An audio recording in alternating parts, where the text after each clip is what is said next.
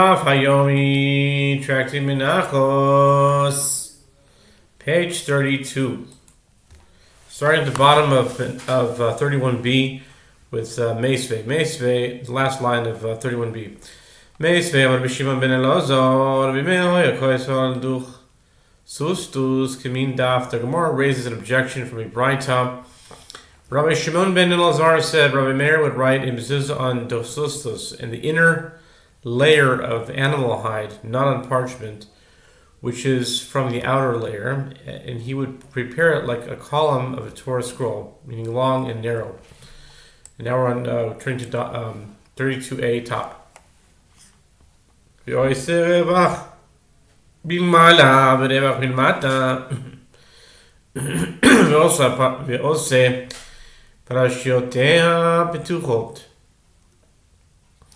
Amarti lo Rabbi Matam Amar li hoin ve'en smuchot min ha'toire.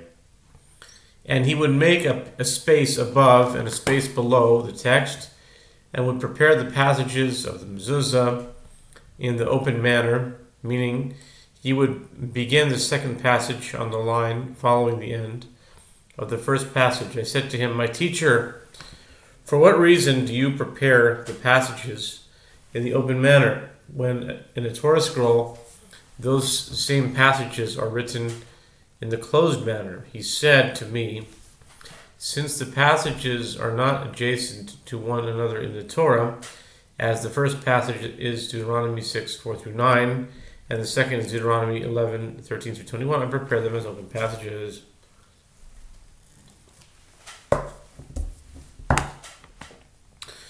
The Gemara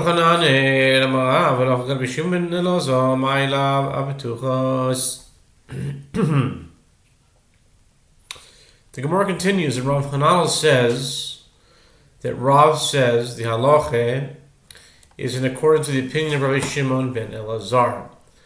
What, is it not correct that Rav stated this with regard to Rabbi Shimon ben Elazar's opinion, that one prepares the passages in the open manner? This would present a difficulty to the opinion of Rav Huna, Rav's student, who wrote them in the closed manner.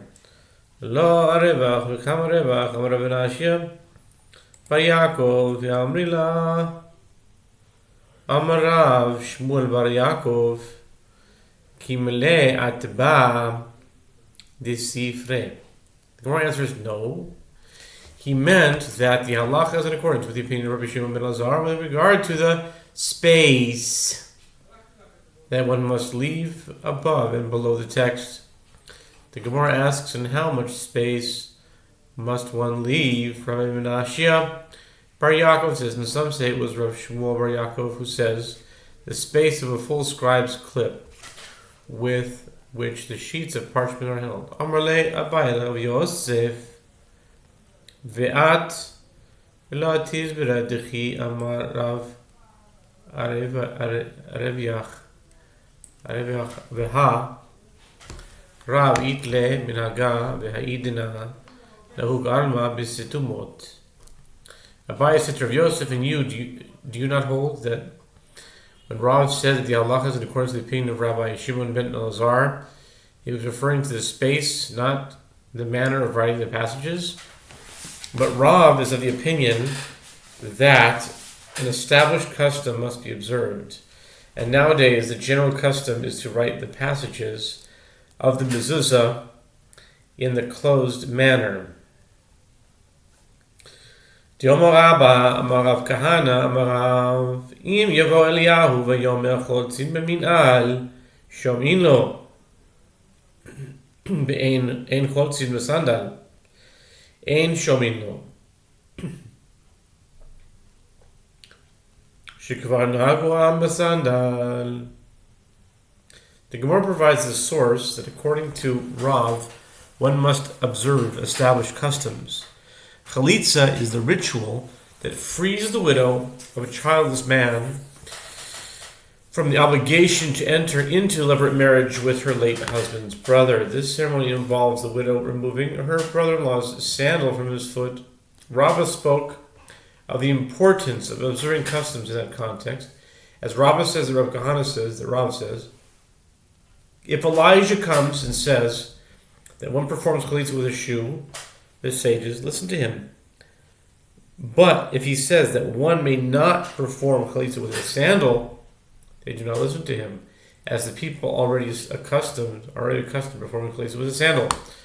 Rav Yosef Amar Gana Amar Rav Eliyahu Amar Ein Cholitzim B'minal Shomin Lo Ein Cholitzim B'sandal Ein Shomin Lo Shekavan Naga Misandal. The Gemara presents another version of Rav's statement. Rav Yosef says, or Kahana says, Rav says, if Elijah comes and says that one may not perform chalitza with a shoe, the sages listen to him. And if he says one may not perform chalitza with a sandal, they do not listen to him, as the people are already accustomed to performing chalitza with a sandal.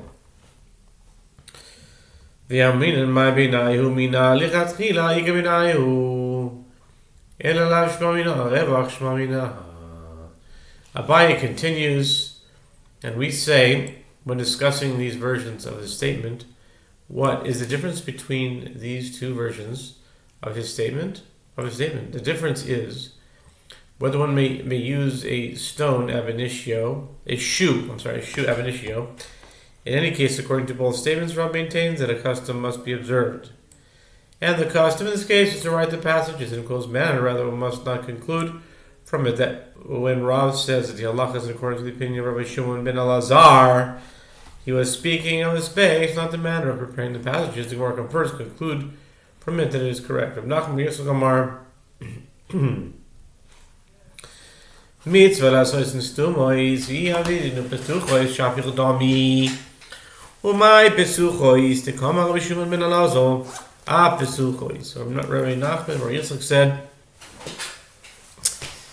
it is a mitzvah ab initio to prepare the passages of a mezuzah in the closed manner, but if one prepares them in a open manner, it is permitted to use them in a mezuzah.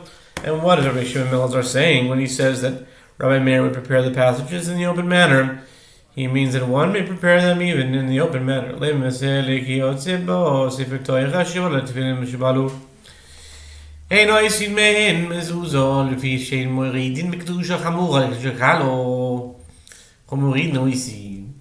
The Gemara suggests, let us say, that a Braita supports his opinion.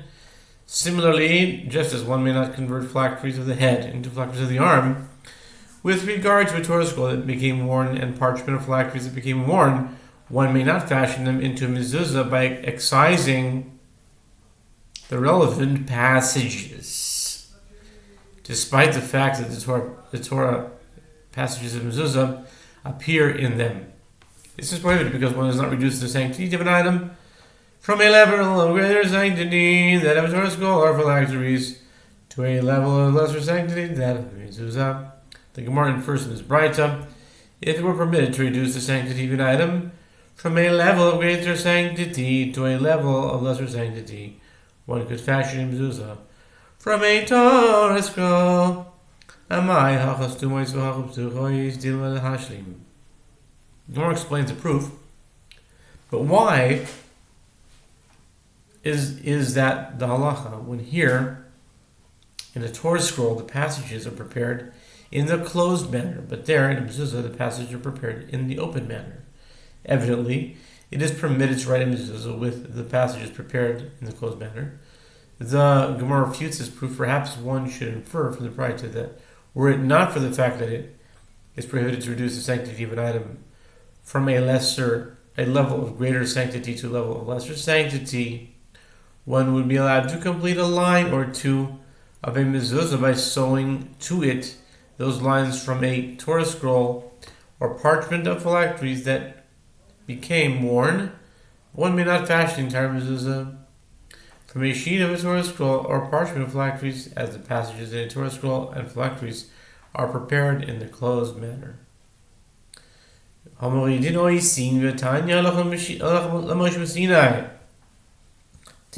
ala klaf umezuzah duchsustus klaf mokim boso duchsustus mokim seo lemitzvo. The Gemara asks another question. The Braita indicates that if it were permitted to reduce the sanctity of an item from a level of greater sanctity to a level of lesser sanctity, one could fashion a mezuzah from phylacteries. one could fashion a mezuzah from phylacteries, but isn't it taught in Braita that it is a halacha transmitted to Moses from Sinai that the passages of phylacteries are written on parchment, the outer layer of an animal's hide, and that the passages of mezuzah are written on dosusus, the inner layer?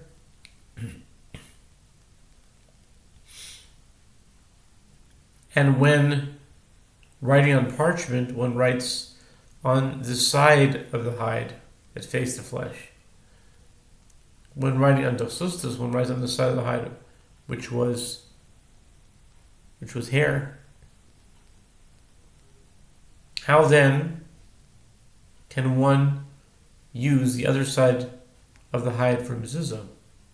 The Gemara answers that this requirement of dosustus for mezuzah is stated as a mitzvah, but it is not indispensable. It's a good thing to do, but it's not going to make it invalid if you do it. V'atanya shina pasal b'tfilin. V'atanya, it's a question. V'atanya shina pasal b'tfilin. V'atanya shina b'zeh pasal.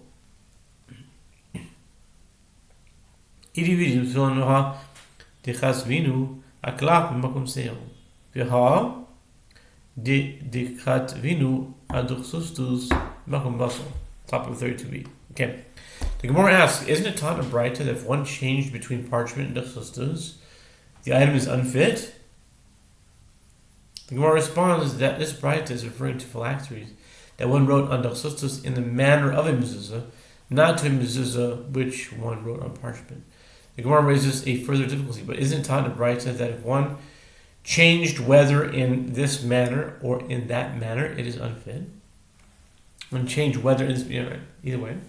The Gemara explains that this Braita does not mean that one changed either in the case of phylacteries or mezuzah. Rather, both this manner and that manner are referring to phylacteries, and this case is where one wrote them on parchment, but on the side of the hide on which there was hair, not on the side that faced the flesh, and that, and 32b top, in that case, is where one wrote them on dosusus on the side that faced the flesh. In both these situations, the phylacteries are unfit, but in mezuzah, that one wrote on parchment is fit. Okay, we'll just continue to finish the thought. Okay, v'ibay same machina b'zeh tanahi the tanya shim b'zeh apostle Rabbi Acha Achshir b'shum Rabbi Achai Rabbi Chanina v'amrilah mishmei to Rabbi Akiva Rabbi Chanina. And if you wish, say, instead of the ruling of the Braita that if one changed whether in this manner or in that manner it is unfit, is in fact referring to a mezuzah that one wrote on parchment, and this is a dispute between Tanaim, as it is taught in Braita, if one changed in this manner or in that manner it is unfit. Rabbi Acha, in the name of Rabbi Achai, the son of Rabbi Chanina, deems it fit, and some say he said this ruling in the name of Rabbi Akiva, the son of Rabbi Chanina. Stop here. Pick it up on next video for Amud Beis.